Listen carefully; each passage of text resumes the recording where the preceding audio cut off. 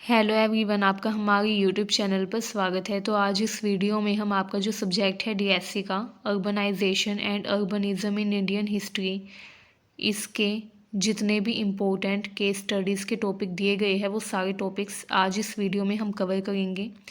तो अगर आपके पास भी ये सब्जेक्ट है तो इस वीडियो को कंप्लीट देखिएगा ताकि कोई भी केस स्टडी आपसे मिस ना हो जाए, क्योंकि केस स्टडीज़ जो है वो काफ़ी ज़्यादा इम्पोर्टेंट है इस सब्जेक्ट में। एंड केस स्टडीज़ पर क्वेश्चन ज़रूर पूछा जाएगा, 2 या 3 क्वेश्चन केस स्टडीज़ पर ज़रूर पूछे जाएंगे। एंड यूनिट 2, यूनिट 3, यूनिट 4 तीनों यूनिट्स में आपको केस स्टडीज़ दी गई है। टोटल 13 केस स्टडीज़ इस सब्जेक्ट में आपको पढ़नी है, तो वो सारी केस स्टडी हम करने वाले हैं। तो आइए स्टार्ट करते हैं। बिफोर स्टार्टिंग, अगर आपने अब तक हमारे चैनल को सब्सक्राइब नहीं किया है तो कर लीजिए, ताकि आने वाली हर वीडियो की अपडेट आपको टाइम से मिलती रहे। तो आइए स्टार्ट करते हैं। तो आइए स्टार्ट करते हैं यूनिट 2 से। यूनिट 2 में आपको टोटल 5 केस स्टडीज़ दी गई है, जिसमें आपको हड़प्पा, राखीगढ़ी, सोपारा, मथुरा, कांचीपुरम इन सब के बारे में पढ़ना है कि यहाँ पर शहरीकरण की शुरुआत कैसे हुई, शहरीकरण का विकास कैसे हुआ तथा शहरीकरण का पतन क्यों तथा कैसे हुआ। तो सबसे पहले शुरुआत करते हैं हड़प्पा से। हड़प्पा जो कि सिंधु घाटी सभ्यता का एक प्रमुख स्थल था, ठीक है। सिंधु घाटी सभ्यता की एक बहुत ही मुख्य या बहुत ही पॉपुलर, बहुत ही प्रसिद्ध स्थल था हड़प्पा, क्योंकि सिंधु घाटी सभ्यता में सबसे पहले जिस स्थल की खोज की गई थी वो हड़प्पा था। इसीलिए इस सभ्यता को हड़प्पा सभ्यता भी कहा जाता है, क्योंकि हड़प्पा पहला शहर था जिसकी खोज की गई थी खुदाई के दौरान। एंड क्योंकि सबसे पहले साइट जो कि खोजी गई थी वो हड़प्पा थी, इसीलिए इस सभ्यता को हड़प्पा सभ्यता भी कहा जाता है। एंड क्योंकि ये सिंधु नदी के किनारे विकसित हुई थी, इसलिए इसको सिंधु घाटी सभ्यता भी कहा जाता है। 2600 से 1900 ईसा पूर्व के दौरान इस सभ्यता में सबसे ज़्यादा विकास, सबसे ज़्यादा डेवलपमेंट देखा गया। विश्व की सबसे प्राचीन शहरी सभ्यताओं में से ये एक है। इसमें अगर हम बात करें हड़प्पा की, तो हड़प्पा वर्तमान में पाकिस्तान के पंजाब प्रांत में स्थित है। एंड अगर हम बात करें हड़प्पा की, पुराने समय में, प्राचीन काल में हड़प्पा सभ्यता का जो टाइम पीरियड था, उस दौरान हड़प्पा की अगर हम स्थिति की बात करें तो ये सिंधु नदी के पास ये जो सभ्यता थी ये विकसित हुई थी। एंड क्योंकि ये सभ्यता सिंधु नदी के पास विकसित हुई एंड हड़प्पा एक इसका सुव्यवस्थित शहर था, इसलिए इसको सिंधु घाटी सभ्यता भी कहा जाता है। इसकी विशेषता की बात करें तो ये क्योंकि शहरी, सबसे पहले शहरी सभ्यता थी, इसीलिए इसमें बहुत ही एडवांस फीचर्स देखे गए। मतलब कि ये जो सभ्यता थी ये काफ़ी ज़्यादा विकसित हुई, ठीक है। एंड भारत की जितनी भी सभ्यताएं थी उनमें सबसे ज़्यादा विकसित, सबसे ज़्यादा आधुनिक सभ्यता इसी को माना जाता है। इसमें ग्रिड आधारित नगर योजना थी, ठीक है, यानी कि जो गलियां थी वो सड़कों को 90 डिग्री पर काटती थी, इंटरसेक्ट करती थी। पक्की ईंटों से घर बने हुए थे, मतलब कि घर जो थे वो पक्की ईंटों से बनाए जाते थे। जल निकासी की प्रणाली भी बहुत ज़्यादा एडवांस थी, आधुनिक थी। कृषि, व्यापार तथा शिल्पकला का एक प्रमुख केंद्र था हड़प्पा, ठीक है। अगर हम बात करें यहाँ पर शहरीकरण के कारण, तो शहरीकरण के कारण थे कृषि का विकास तथा सिंचाई का उपयोग। कृषि का विकास हो गया था, व्यापार का नेटवर्क जो था वो ज़्यादा बढ़ने लग गया, ठीक है। अब देखिए, जब कृषि का विकास हुआ तो लोग जो थे अब वो कृषि को छोड़कर अन्य कार्यों में लगने लग गए, ठीक है, अलग अलग प्रोफेशंस में। जैसे कुछ लोग शिल्पकला में अब शामिल हो गए, कुछ लोग अन्य कार्य करने लग गए, ठीक है। जब कृषि का विकास हुआ तो लोग अलग अलग रोजगार में जाने लग गए, उद्योगों की तरफ जाने लग गए, हस्तकला इन सब में लोग इंगेज होने लग गए, जिसके कारण शहरीकरण का विकास हुआ, ठीक है। हड़प्पा का शहरीकरण मुख्य रूप से कृषि उत्पादन, व्यापारिक संपर्क तथा कारीगरों की दक्षता पर आधारित था। लोग जब कृषि विकसित हुई तो लोग कृषि को छोड़कर अन्य कार्य करने लग गए, जैसे कपास उत्पादन, बुनाई, ठीक है। शिल्पकला की ओर लोगों का जो इंटरेस्ट था, रुचि थी, वो जाने लग गई। व्यापार, अलग अलग देशों से वो व्यापार करते थे, जैसे मेसोपोटामिया, अफगानिस्तान। ठीक है। धार्मिक तथा सामाजिक व्यवस्था की बात करें तो ये समाज समानता तथा केंद्रीकृत प्रशासन पर आधारित था। समाज में समानता थी, कोई भी भेदभाव उस टाइम पर हड़प्पा सभ्यता के लोगों के बीच में आपस में नहीं होता था। पूरी तरीके से समानता थी तथा केंद्रीकृत शासन था।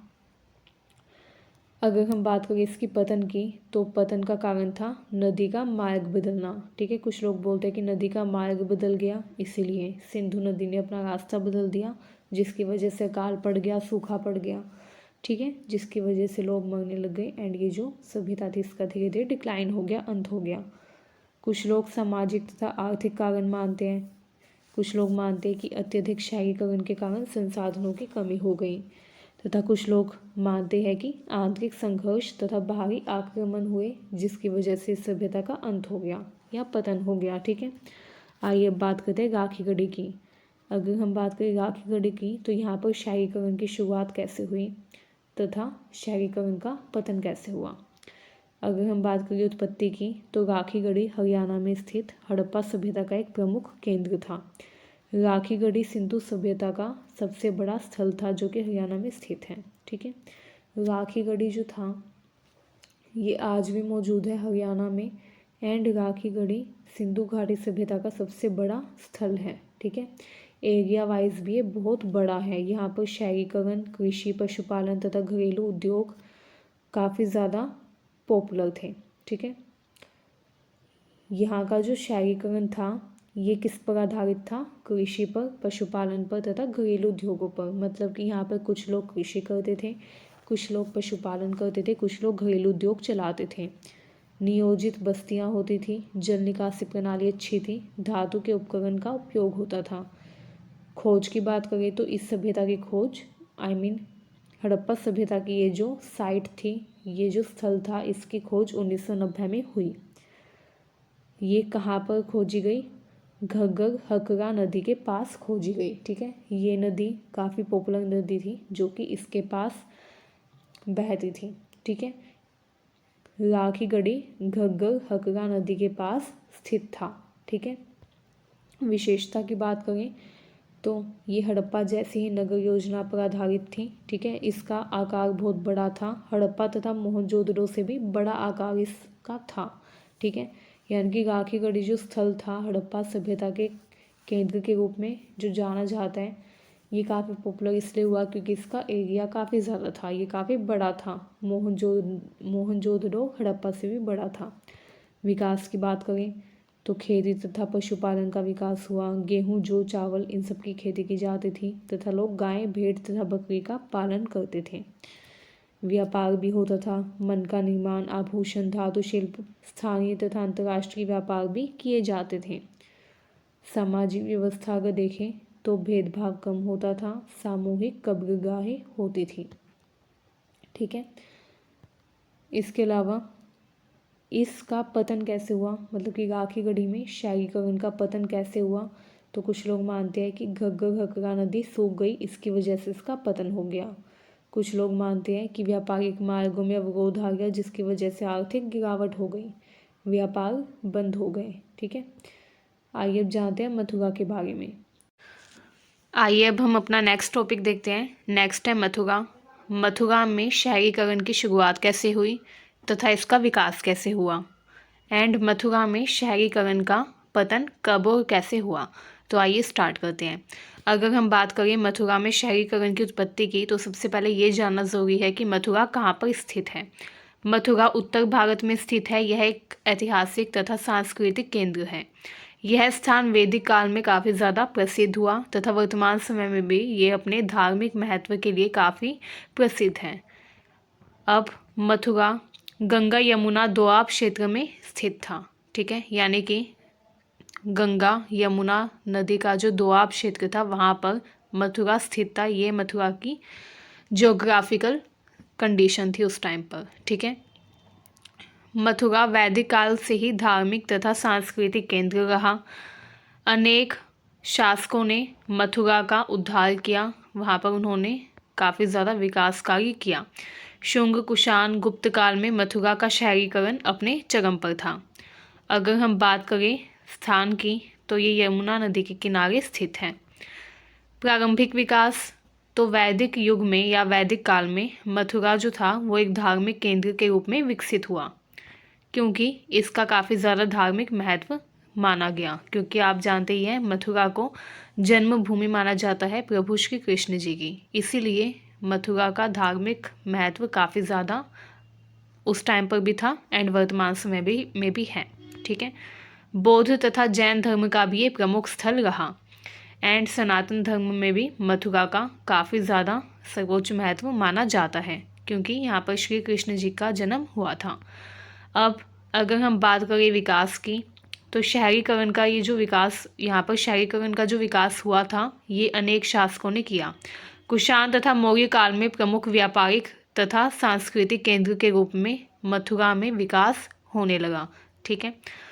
मौर्य काल में जो शासक थे उन्होंने यहाँ पर व्यापारिक तथा सांस्कृतिक गतिविधियों के जरिए विकास करने का प्रयास किया, जिसकी वजह से शहरीकरण को भी बढ़ावा मिला। मथुरा व्यापारिक मार्गों पर स्थित था एंड इसी वजह से यहाँ पर जितने भी व्यापारी थे वो यहाँ से होकर गुजरते थे। क्योंकि ये व्यापारिक मार्ग पर स्थित था तो कपड़ा, आभूषण तथा मूर्ति निर्माण के लिए ये काफ़ी ज़्यादा प्रसिद्ध था तथा यहाँ पर बाजार भी काफ़ी ज़्यादा प्रसिद्ध थे। यह हिंदू, बौद्ध तथा जैन धर्मों का महत्वपूर्ण केंद्र था। कुषाण काल में यहाँ पर बड़े पैमाने पर मूर्तिकला तथा मंदिरों का निर्माण हुआ। मूर्तिकला तथा स्थापत्य में यहाँ पर काफ़ी ज़्यादा विकास देखने को मिला। अगर हम धार्मिक महत्व की बात करें तो मथुरा को श्री कृष्ण जी की जन्मभूमि माना जाता है एंड यहाँ पर काफ़ी सारे बौद्ध विहार तथा जैन मंदिर भी है।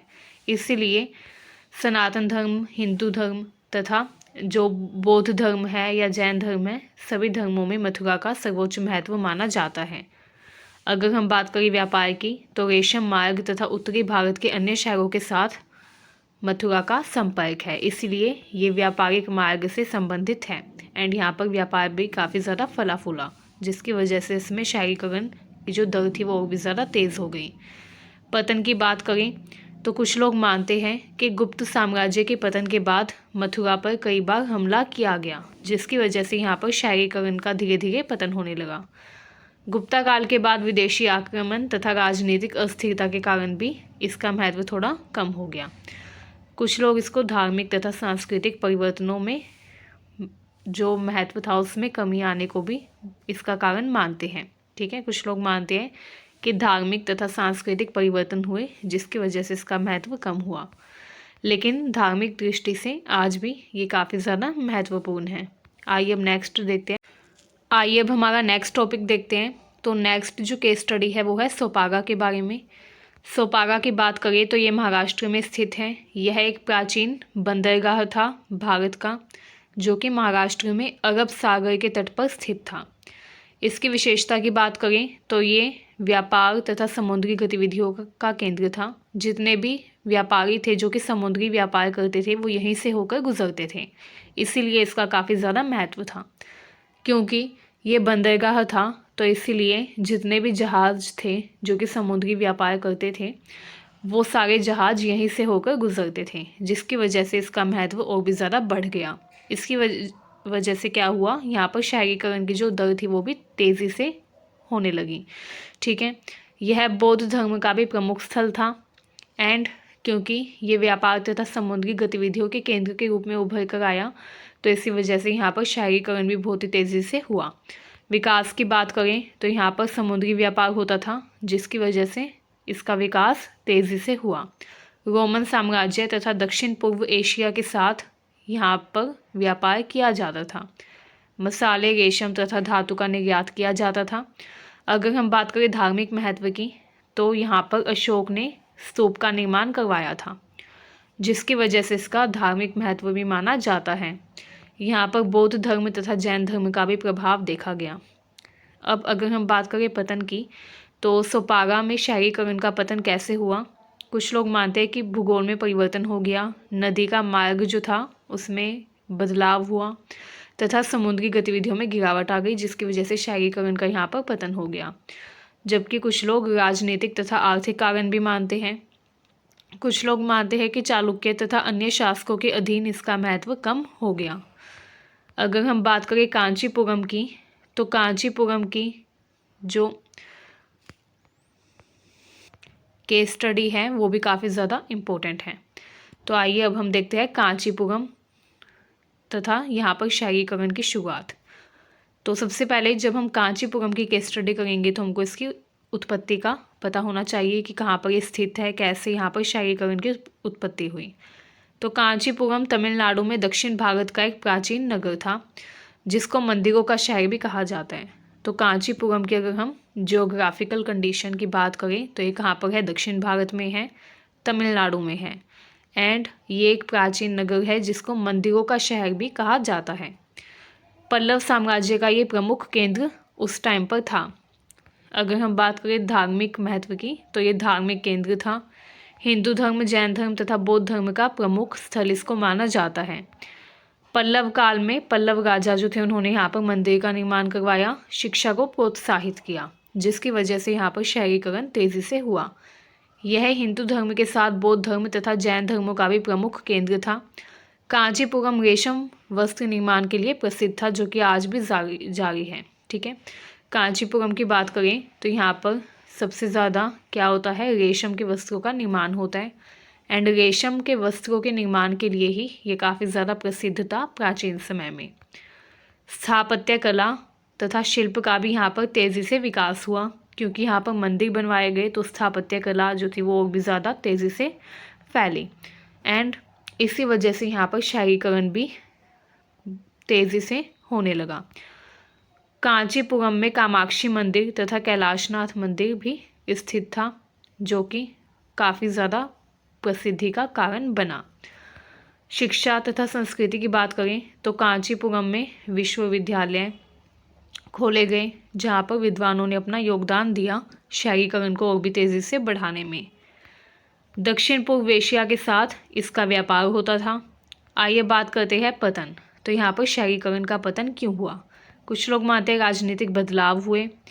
चोल तथा विजयनगर साम्राज्य के उदय के साथ क्या हुआ, कांचीपुरम में राजनीतिक उथल पुथल हुई, जिसकी वजह से यहाँ पर राजनीतिक बदलाव हुआ। एंड कुछ लोग शहरीकरण के पतन को राजनीतिक बदलाव से ही जोड़ते हैं। कुछ लोग मानते हैं कि चोल तथा विजयनगर साम्राज्य के उदय के कारण कांचीपुरम का राजनीतिक महत्व घट गया, एंड इसी वजह से यहाँ पर शहरीकरण भी धीरे धीरे डिक्लाइन होने लगा। कुछ लोग मानते हैं कि मुस्लिम आक्रमण तथा प्रशासनिक उपेक्षा के कारण इसका पतन हुआ। अगर हम बात करें सारांश की, तो इन शहरों की उत्पत्ति, विकास तथा पतन उनके भौगोलिक, राजनीतिक, सामाजिक तथा आर्थिक परिवर्तनों से प्रभावित थे। हड़प्पा तथा राखीगढ़ी जैसे जो स्थल थे वो शहरीकरण के प्राचीनतम उदाहरण हैं, जबकि मथुरा, सोपारा तथा कांचीपुरम ने धार्मिक व सांस्कृतिक विकास में योगदान दिया। समय के साथ प्राकृतिक आपदा, व्यापारिक मार्गों में परिवर्तन तथा राजनीतिक अस्थिरता के कारण इन शहरों का पतन होने लगा। आइए अब नेक्स्ट टॉपिक करते हैं। आइए तो अब हम अपनी यूनिट 3 में जो केस स्टडीज़ दी गई हैं उनको डिस्कस करते हैं।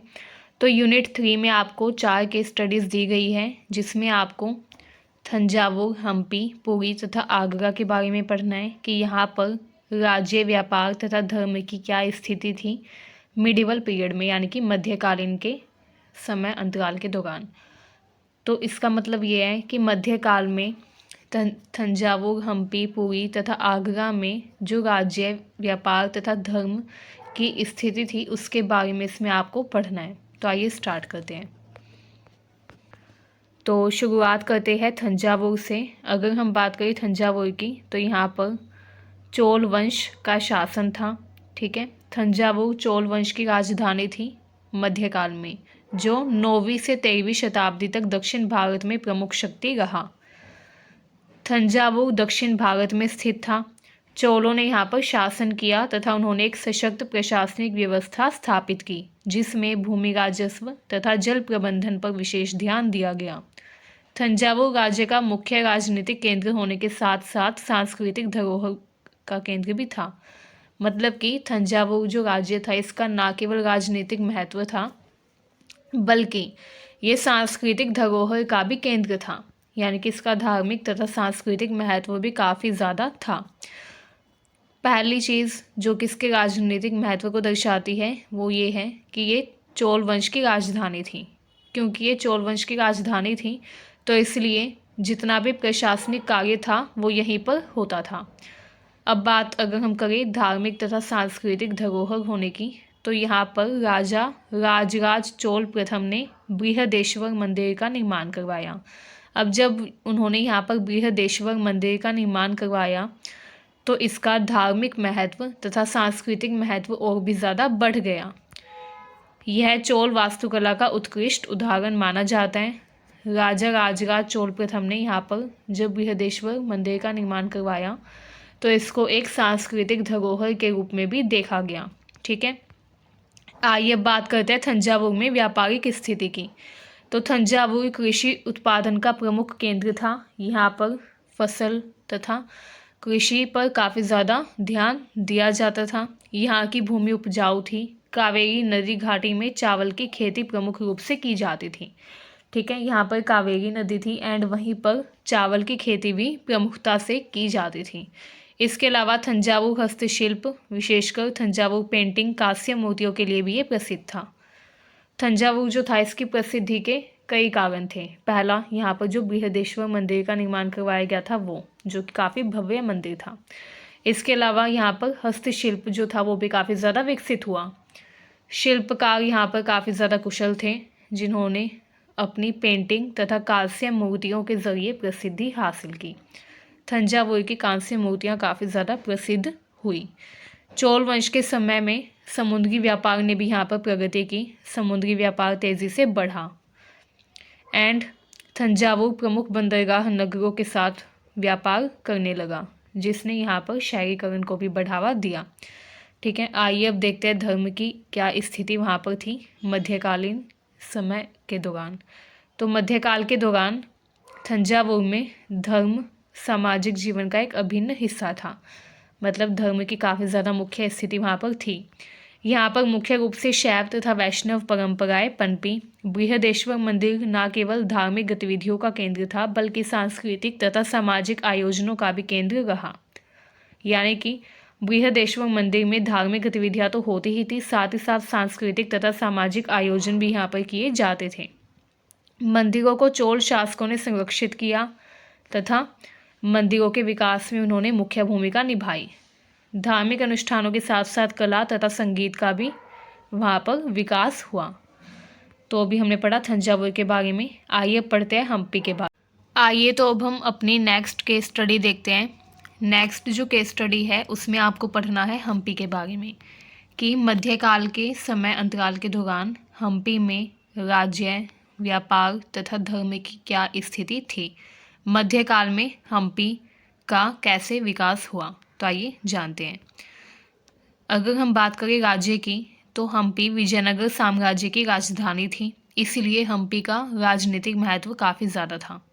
क्योंकि ये राजधानी थी यानी कि कैपिटल स्टेट था विजयनगर एम्पायर का, विजयनगर साम्राज्य का, इस वजह से हम्पी का महत्व और भी ज़्यादा बढ़ गया। 14th से 16th सेंचुरी के बीच में यह दक्षिण भारत यानी कि साउथ इंडिया का बहुत ही शक्तिशाली पावरफुल स्टेट था, राज्य था। ठीक है, हम्पी काफ़ी ज़्यादा शक्तिशाली राज्य बनकर उस समय सामने आया। विजयनगर के शासकों ने यहाँ पर एक सशक्त प्रशासनिक व्यवस्था स्थापित की। विजयनगर के जो शासक थे जो कि हम्पी पर उस समय शासन कर रहे थे, उन्होंने हम्पी को अपनी राजधानी बनाया यानी कि कैपिटल स्टेट बनाया एंड हम्पी का जितना हो सके उतना ज़्यादा विकास किया। हम्पी को किलेबंदी, वास्तुकला तथा प्रशासनिक दक्षता के लिए जाना जाता है। यहाँ का स्थापत्य कला यानी कि आर्किटेक्चर इसको और भी ज़्यादा डेवलप यानी कि विकसित बनाता है। ठीक है, यहाँ पर स्थापत्य कला में काफ़ी ज़्यादा विकास हुआ। विजयनगर के जो शासक थे उन्होंने स्थापत्य कला को बढ़ावा दिया। अलग अलग मंदिर यहाँ पर बनवाए गए, जैसे विट्ठल मंदिर, हजारा राम मंदिर। ये मंदिर जो थे ये बहुत ही ज़्यादा अद्भुत थे तथा एक विकसित स्थापत्य कला का उदाहरण थे। इन मंदिरों की दक्षता सभी को आकर्षित करती थी हम्पी की तरफ। क्योंकि ये मंदिर काफ़ी ज़्यादा सुंदर तथा भव्य बनवाए गए थे। ठीक है। अगर हम बात करें व्यापार की, तो हम्पी एक समृद्ध व्यापारिक केंद्र था। यहाँ पर व्यापार भी किया जाता था। सोने, मसाले, कपड़े तथा कीमती रत्नों का व्यापार यहाँ से होता था। व्यापारिक गतिविधियाँ जो थी वो तुंगभद्रा नदी के माध्यम से संचालित होती थी। मतलब जो व्यापार किया जाता था वो समुद्री व्यापार के माध्यम से भी होता था तथा क्षेत्रीय राज्यों के साथ भी यहाँ पर व्यापार किया जाता था। और ज़्यादातर जो व्यापारिक गतिविधियाँ थी वो तुंगभद्रा नदी के माध्यम से संचालित होती थी। तुंगभद्रा नदी यहाँ की काफ़ी प्रसिद्ध जानी मानी नदी थी, जो कि व्यापारिक गतिविधियों का केंद्र बनी, क्योंकि व्यापार तथा व्यापारिक गतिविधियाँ यहीं से संचालित होती थीं। स्थानीय तथा अंतर्राष्ट्रीय व्यापार को जोड़ने का ये एक उत्तम माध्यम थी। ठीक है। यहाँ के बाज़ार जैसे कि हम्पी बाज़ार उस समय की व्यापारिक समृद्धि को दर्शाते थे। अगर हम बात करें यहाँ के बाज़ारों की, तो यहाँ के बाज़ार काफ़ी ज़्यादा समृद्ध थे, काफ़ी ज़्यादा अच्छे थे, जहाँ पर शिल्पकला के अद्भुत कला नमूने हमको देखने को मिलते थे। ठीक है।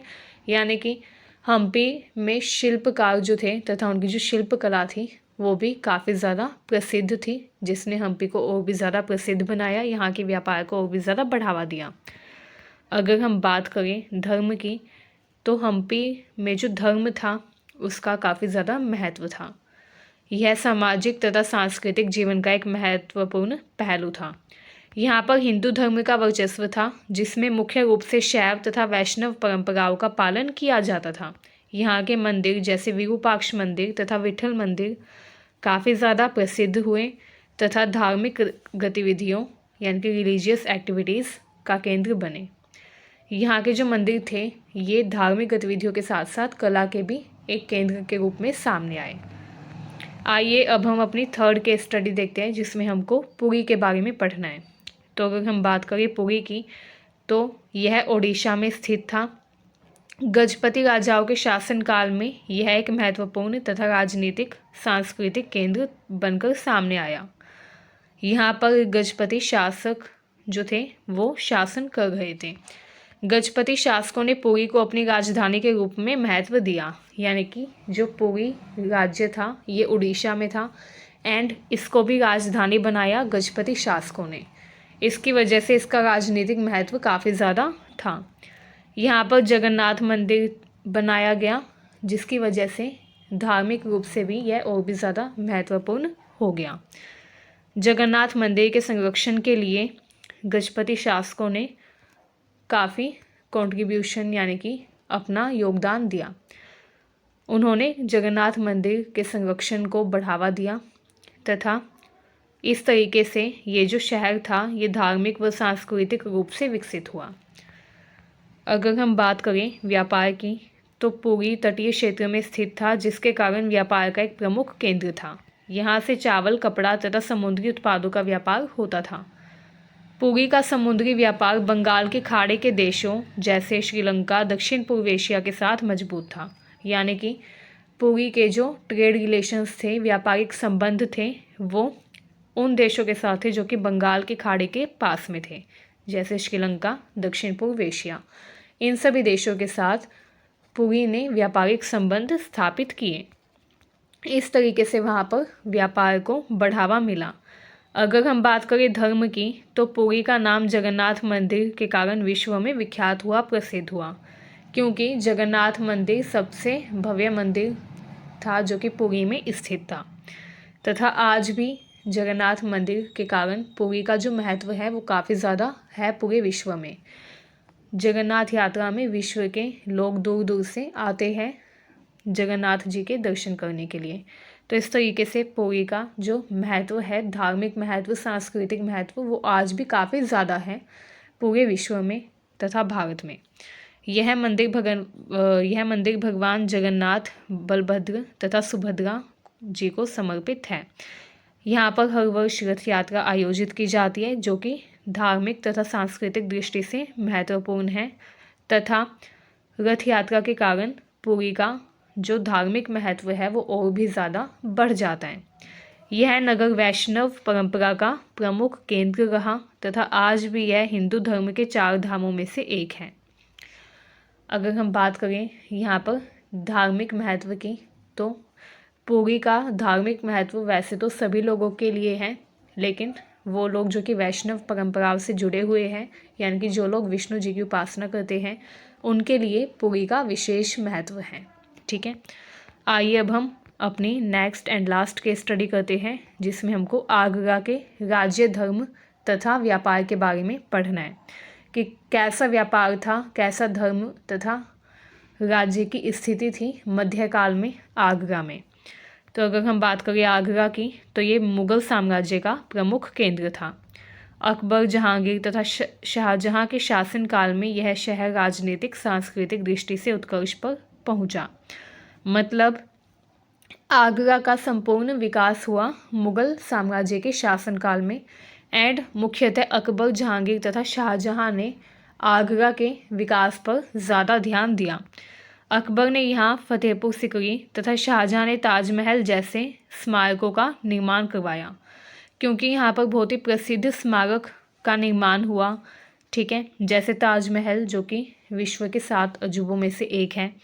इन सब के कारण आगरा का महत्व और भी ज़्यादा बढ़ गया। यह शहर प्रशासनिक दक्षता तथा स्थापत्य कला के लिए प्रसिद्ध हुआ तथा वर्तमान में भी यह काफ़ी ज़्यादा प्रसिद्ध है अपनी स्थापत्य कला के लिए। अगर हम बात करें व्यापार की, तो आगरा मुगलों के समय में व्यापार का प्रमुख केंद्र था। यहाँ का व्यापार मुख्य रूप से कपड़ा, कालीन, आभूषण तथा हस्तशिल्प पर आधारित था। आगरा अपने बाज़ारों तथा व्यापारिक मार्गों के लिए जाना जाता था, जो इसे भारतीय उपमहाद्वीप तथा मध्य एशिया से जोड़ते थे। यानी कि यहाँ पर व्यापारिक गतिविधियाँ भी काफ़ी बड़े स्तर पर होती थी तथा मुख्यतः कपड़ा, कालीन, आभूषण व हस्तशिल्प का व्यापार यहाँ पर किया जाता था। ठीक है, जो शिल्पकार थे वो अपनी हस्तशिल्प कला के ज़रिए ख्याति हासिल कर रहे थे पूरे विश्व में तथा विशेषकर भारत में। आइए अब देखते हैं धर्म। आगरा में धर्म की क्या स्थिति रही। तो आगरा धार्मिक सहिष्णुता का प्रतीक था, यानी कि रिलीजियस टॉलरेंस, जो कि सभी धर्मों को एक समान मानता था। अकबर के समय में यहाँ दीन-ए इलाही की स्थापना हुई, जो विभिन्न धर्मों के सामंजस्य का प्रयास था। मतलब किसका मतलब ये था, इसमें कहा गया था कि जितने भी धर्म हैं उन सभी धर्मों का समान महत्व है, इसलिए समान रूप से उनका सम्मान करना चाहिए। ठीक है, अकबर ने यहाँ पर दीन-ए इलाही धर्म की स्थापना की। दीन-ए इलाही धर्म में अकबर ने जितने भी धर्म थे उन सभी के अच्छी बातों को शामिल करके एक नया धर्म बनाया था, जिसको दीन-ए इलाही कहा गया। एंड इस दीन-ए इलाही धर्म की ही यहाँ पर स्थापना अकबर ने की थी। ताजमहल जो कि शाहजहां ने मुमताज़ महल की स्मृति में बनवाया था, वह इस्लामी स्थापत्य कला का उत्कृष्ट उदाहरण है। तो इसीलिए आगरा जो है वो अपनी विशेष रूप से इस्लामी स्थापत्य कला के लिए काफ़ी ज़्यादा प्रसिद्ध माना जाता है। ठीक है, आइए अब निष्कर्ष देख लेते हैं। तंजावुर, हम्पी, पुरी तथा आगरा चारों नगर अपने अपने समय में राज्य, व्यापार तथा धर्म के समन्वय का उत्कृष्ट उदाहरण है। यानी कि इन सभी राज्यों में, इन सभी नगरों में राज्य, व्यापार व धर्म काफ़ी ज़्यादा विकसित हुआ। तंजावुर तथा हम्पी ने दक्षिण भारत में सांस्कृतिक व व्यापारिक धरोहर को समृद्ध बनाया, जबकि पुरी धार्मिक दृष्टि से महत्वपूर्ण रहा। एंड अगर हम बात करें आगरा की, तो ये मुग़ल वास्तुकला तथा व्यापार को बढ़ाने के लिए प्रसिद्ध हुआ। इन नगरों का अध्ययन ये स्पष्ट करता है कि भारत के इतिहास में राज्य, व्यापार तथा धर्म ने किस तरीके से परस्पर संबंध स्थापित किया तथा सांस्कृतिक विविधता को समृद्ध किया, कल्चरल डाइवर्सिटी को और भी ज़्यादा बढ़ाया, प्रमोट किया। आइए अब हम अपनी लास्ट यूनिट 4 की केस स्टडीज़ को करेंगे। तो आइए स्टार्ट करते हैं। तो अगर हम बात करें यूनिट 4 की, जो कि हमारी लास्ट यूनिट है, इसमें आपको 4 स्टेट्स की केस स्टडी दी गई है, मद्रास, कलकत्ता, बॉम्बे एंड न्यू दिल्ली। इसमें आपको पढ़ना है कि इन चारों राज्यों में औपनिवेशिक काल में कैसा व्यापार था, कैसी अर्बन प्लानिंग थी, यानी कि शहरी नियोजन कैसा था, परिवहन, तथा राजनीतिक स्थिति कैसी थी। इन सब के बारे में आपको डिस्कस करना है इन चारों स्टेट्स के केस स्टडी में। तो आइए स्टार्ट करते हैं। तो इन चारों राज्यों की केस स्टडी पढ़ने से पहले हमको ये जानना होगा कि औपनिवेशिक भारत में शहरीकरण की स्थिति क्या थी। तो औपनिवेशिक भारत में भी शहरीकरण हुआ अलग अलग राज्यों में, जैसे मद्रास, बॉम्बे, दिल्ली, कलकत्ता। इन सभी राज्यों में शहरीकरण तो हुआ, लेकिन यह ब्रिटिश उपनिवेशवाद की नीतियों तथा उद्देश्यों के परिणाम स्वरूप हुआ तथा उनसे प्रभावित था। मतलब औपनिवेशिक काल में जो शहरीकरण हुआ वो ब्रिटिशर्स की नीतियों से प्रभावित था तथा ब्रिटिशर्स ने अपने उद्देश्यों को पूरा करने के लिए वहाँ पर शहरीकरण करवाया। मतलब औपनिवेशिक काल में शहरीकरण तो हुआ, लेकिन उसका ज़्यादा बेनिफिट भारत के लोगों को नहीं मिला। इसका सारा लाभ किसने उठाया? ब्रिटिशर्स ने, अपने उद्देश्यों को, अपने मोटिव को पूरा करने के लिए। ठीक है। ब्रिटिश राज ने भारतीय शहरों को अपने व्यापारिक तथा प्रशासनिक केंद्र के रूप में विकसित किया। यह प्रक्रिया सामाजिक, आर्थिक तथा राजनीतिक दृष्टिकोण के कारण महत्वपूर्ण रूप से मानी गई, देखी गई। इस दौरान मद्रास, कलकत्ता, बॉम्बे, नई दिल्ली जैसे शहर भारत के शहरीकरण के केंद्र बने। तो सबसे पहले हम मद्रास के बारे में पढ़ेंगे। मद्रास, जिसको वर्तमान में चेन्नई भी कहा जाता है। चेन्नई का उस टाइम पर जो नाम था वो मद्रास था।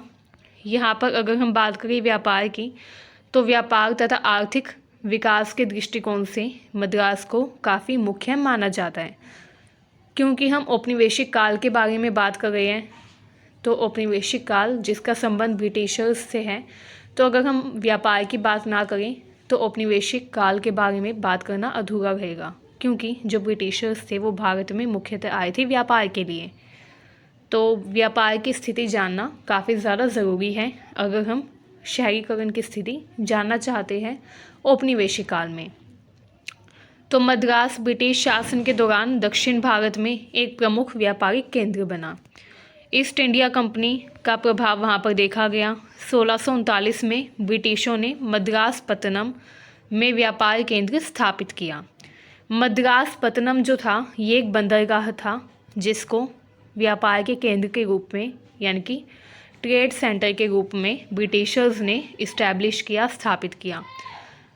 वे यहाँ से कपास, मसाले तथा अन्य वस्तुओं का निर्यात करते थे। मतलब कि कच्चा माल जो होता था, जैसे कपास, मसाले तथा अन्य वस्तुएं, ब्रिटिशर्स उनको अपने देश में भेज देते थे, यानी कि ब्रिटेन में निर्यात कर देते थे भारत से। इस तरीके से ब्रिटिशर्स ने भारत में मुख्यतः क्या किया? निर्यात पर जोर दिया। ठीक है। वो भी किसके निर्यात पर? कच्चे माल के निर्यात पर। उन्होंने अलग अलग बंदरगाह स्थापित किए तथा व्यापारिक गतिविधियों को नियंत्रित किया, ताकि वे पूरा लाभ उठा सके भारत के संसाधनों का। दूसरा है शिपिंग तथा पोर्ट्स। मद्रास बंदरगाह ने ब्रिटिशों के समुद्री व्यापार में मुख्य भूमिका निभाई। मद्रास में जो बंदरगाह था वहाँ से ब्रिटिशर्स समुद्री व्यापार करते थे अपने देश ब्रिटेन के साथ। ठीक है। भारत के कच्चे माल को अपने देश में, ब्रिटेन में क्या करते थे? वो निर्यात कर देते थे। एंड ब्रिटेन में बना जो फिनिश्ड गुड्स होते थे, मतलब कि ब्रिटेन में जो बना हुआ तैयार माल होता था, उसको भारत के बाज़ारों में आयात करते थे।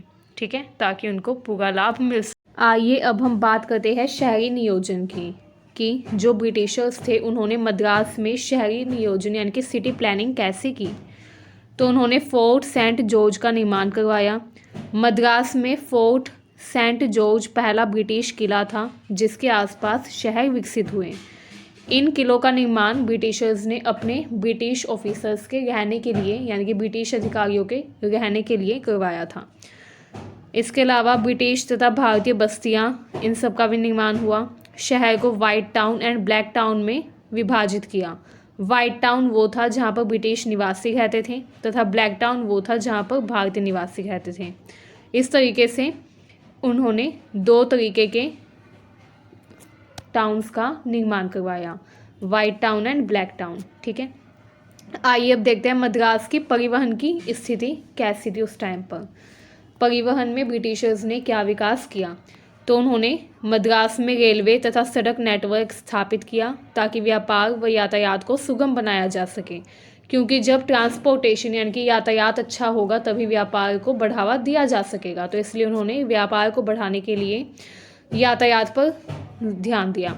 नेक्स्ट है पानी परिवहन, यानी कि समुद्री परिवहन को भी उन्होंने विकसित किया। समुद्री परिवहन के विकास में भी ध्यान दिया ताकि समुद्री व्यापार को बढ़ाया जा सके। आइए अब जानते हैं राजनीति। मद्रास में औपनिवेशिक काल में प्रशासनिक गतिविधियों को विकसित किया गया, क्योंकि मद्रास औपनिवेशिक काल में प्रशासनिक गतिविधियों का एक केंद्र था, तो इसलिए इसका राजनीतिक महत्व काफ़ी ज़्यादा था। यह मद्रास प्रेसिडेंसी की राजधानी थी तथा यहाँ से दक्षिण भारत के अधिकांश क्षेत्रों का प्रबंधन होता था। ब्रिटिशर्स जो थे उन्होंने मद्रास में मद्रास प्रेसिडेंसी का निर्माण किया एंड वहाँ से वो क्या करते थे, दक्षिण भारत के अधिकांश क्षेत्रों का प्रबंधन करते थे, मैनेजमेंट करते थे। ठीक है, तो इसलिए मद्रास की जो स्थिति थी वो उस टाइम पर काफ़ी महत्वपूर्ण थी राजनीतिक रूप से तथा व्यापारिक रूप से। आइए अब नेक्स्ट देखते हैं। नेक्स्ट है कोलकाता।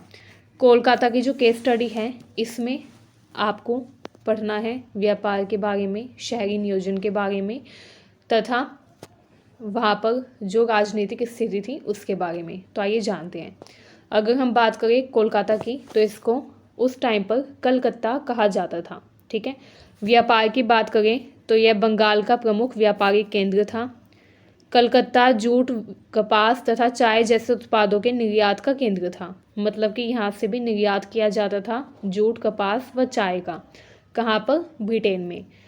ईस्ट इंडिया कंपनी का मुख्यालय भी ये बना। 1773 में ब्रिटिश भारत की राजधानी कलकत्ता को घोषित किया गया, जिससे इसका राजनीतिक महत्व तथा व्यापारिक महत्व बढ़ गया। क्योंकि ईस्ट इंडिया कंपनी का ये मुख्यालय बना 1773 में, इसलिए इसका राजनीतिक तथा व्यापारिक महत्व काफ़ी ज़्यादा उस टाइम पर बढ़ गया। इसके अलावा 1773 में ब्रिटिश भारत की राजधानी भी कलकत्ता को घोषित किया गया। 1773 से 1911 तक कलकत्ता जो था ये ब्रिटिश भारत की राजधानी रहा। 1911 में फिर दिल्ली को राजधानी बना दिया गया। ठीक है, आइए अब बात करते हैं शहरी नियोजन की। तो ब्रिटिशर्स ने यहाँ पर फोर्ट विलियम का निर्माण करवाया। फोर्ट विलियम का निर्माण भी उन्होंने प्रशासनिक गतिविधियों को अच्छे से प्रबंधित करने के लिए करवाया था। ठीक है, ये एक किला था जिसका निर्माण ब्रिटिशर्स ने करवाया भारत के प्रशासन को अच्छे से देखने के लिए। ठीक है, फोर्ट विलियम का महत्व काफ़ी ज़्यादा था कलकत्ता में। यूरोपीय वास्तुकला की अगर हम बात करें तो इस शहर में ब्रिटिश वास्तुकला के प्रभाव में कई इमारतें तथा योजनाएं ब्रिटिशर्स ने बनाई थी। ये जो किले बनवाए गए थे, ये जो शहर बनवाए गए थे, यहाँ पर ब्रिटिश वास्तुकला का प्रभाव देखा जा सकता था। ठीक है, क्योंकि ये यूरोपीय वास्तुकला पर आधारित थे। आइए अब देखते हैं परिवहन। अगर हम बात करें कलकत्ता में परिवहन की तो ब्रिटिशर्स ने हावड़ा ब्रिज तथा रेलवे नेटवर्क को विकसित किया। हावड़ा ब्रिज बनवाया जो कि कलकत्ता को अन्य क्षेत्रों से जोड़ता था। हावड़ा ब्रिज की जो स्थिति थी वो काफ़ी ज़्यादा महत्वपूर्ण मानी गई परिवहन को सुगम बनाने के लिए। जब परिवहन सुगम बना तो इसने व्यापार को भी प्रभावित किया, व्यापार को बढ़ावा दिया। ठीक है, इसके अलावा गंगा नदी परिवहन को भी बढ़ावा दिया। नदी परिवहन को बढ़ाने के लिए गंगा नदी में परिवहन पर ध्यान दिया गया। ठीक है, ताकि व्यापार को बढ़ाया जा सके, ताकि नदी के जरिए भी परिवहन किया जा सके सुगमता से।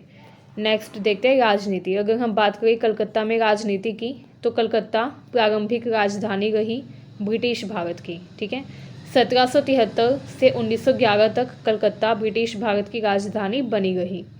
1905 में बंगाल का विभाजन हुआ, इसने शहर को राजनीतिक रूप से और भी ज़्यादा महत्वपूर्ण बना दिया। ठीक है, क्योंकि आप जानते हैं कलकत्ता जो है वो बंगाल की राजधानी था, तो जब बंगाल का विभाजन हुआ तो उसका प्रभाव जाहिर है कलकत्ता पर भी पड़ेगा। ठीक है, एंड 1905 में जब लॉर्ड कर्जन ने बंगाल का विभाजन किया तो इसका काफ़ी ज़्यादा प्रभाव कलकत्ता पर देखा गया। ठीक है, तो इस तरीके से कलकत्ता का राजनीतिक महत्व काफ़ी ज़्यादा उस टाइम पर रहा। आइए अब हम थर्ड केस स्टडी करते हैं जिसमें हमको बॉम्बे के बारे में पढ़ना है। तो मुंबई, जिसको उस टाइम पर बॉम्बे कहा जाता था, वहाँ पर अगर हम व्यापार की बात करें तो कपास व्यापार तथा कपड़ा उद्योग का ये मुख्य केंद्र था। बॉम्बे में भारत के लिए कपड़े के उद्योग स्थापित किए गए। ठीक है, ब्रिटिशर्स ने बहुत सारे कपड़ा उद्योग यहाँ पर स्थापित किए, जिसकी वजह से ये कपड़ा उद्योग का केंद्र बन गया। इसके अलावा यहाँ पर कपास का भी व्यापार किया जाता था। बंदरगाह का भी यहाँ पर काफ़ी ज़्यादा महत्व था। बॉम्बे में एक बंदरगाह विकसित किया गया जो कि ब्रिटिश साम्राज्य का सबसे बड़ा व्यापारिक बंदरगाह था। तो बॉम्बे बंदरगाह जो है, इसकी वजह से भी बॉम्बे में व्यापारिक गतिविधियां तेज़ी से बढ़ने लग गई। इसी वजह से बॉम्बे में व्यापारिक महत्व काफ़ी ज़्यादा देखा गया। क्यों? क्योंकि वहाँ पर ब्रिटिश साम्राज्य का सबसे बड़ा व्यापारिक बंदरगाह स्थापित किया गया था, ताकि व्यापारिक गतिविधियों को सुगमता से चलाया जा सके, किया जा सके। आइए अब देखते हैं सिटी प्लानिंग यानी कि शहरी नियोजन। नए शहरी क्षेत्र। ब्रिटिशर्स ने शहर को नए शहरी क्षेत्रों में विकसित किया, जैसे मलबार हिल तथा काला घोड़ा। नेक्स्ट है फोर्ट एरिया। फोर्ट एरिया प्रशासनिक तथा वाणिज्यिक केंद्र बना। ठीक है, ब्रिटिशर्स ने यहाँ पर फोर्ट एरिया की स्थापना की, जो कि प्रशासनिक व वाणिज्यिक केंद्र बना। आइए अब देखते हैं परिवहन। तो यहाँ पर रेलवे का विकास हुआ। बॉम्बे से ठाणे तक पहली भारत की रेलगाड़ी चलाई गई 1853 में। तो क्योंकि यहाँ पर सबसे पहले रेलगाड़ी चलाई गई थी, तो इसीलिए परिवहन के रूप में बॉम्बे का काफ़ी ज़्यादा महत्व देखा गया। 1853 में यानी कि 1853 में भारत की पहली रेलगाड़ी चलाई गई थी बॉम्बे से महाराष्ट्र के ठाणे तक। ठीक है, सड़क नेटवर्क। यहाँ पर सड़क परिवहन का तेज़ी से विकास किया गया। अच्छी पक्की सड़कें बनवाई गई ताकि सड़क के ज़रिए भी व्यापार किया जा सके, सड़क परिवहन अच्छे से संचालित किया जा सके, इसके लिए सड़क नेटवर्क बिछाया गया। ठीक है, आइए अब राजनीति देखते हैं। बॉम्बे प्रेसिडेंसी का मुख्यालय होने के कारण बॉम्बे जो शहर था, ये प्रशासनिक दृष्टि से काफ़ी ज़्यादा महत्वपूर्ण बना। ठीक है, बॉम्बे जो था वो उस टाइम पर क्या था, बॉम्बे प्रेसिडेंसी का मुख्यालय था, हेडक्वार्टर था। इसी वजह से बॉम्बे का राजनीतिक महत्व काफ़ी ज़्यादा था उस टाइम पर। स्वतंत्रता आंदोलन के दौरान भी बॉम्बे का योगदान काफ़ी ज़्यादा महत्वपूर्ण रहा।